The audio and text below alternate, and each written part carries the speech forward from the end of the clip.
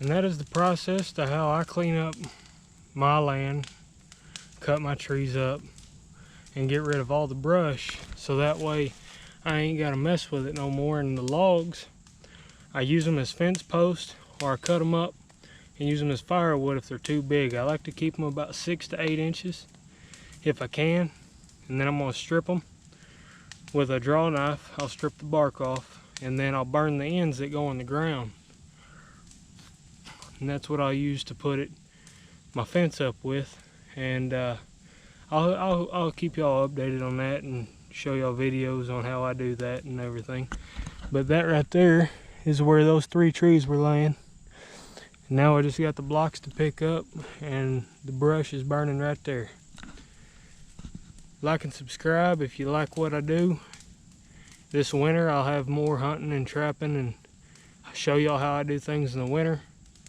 But right now I'm just getting everything prepped and ready for whenever I can build the pig pen, the goat pen, the chicken coop, and the quail coop. And I'll bring y'all along on everything I can think about the video. Hope y'all like it.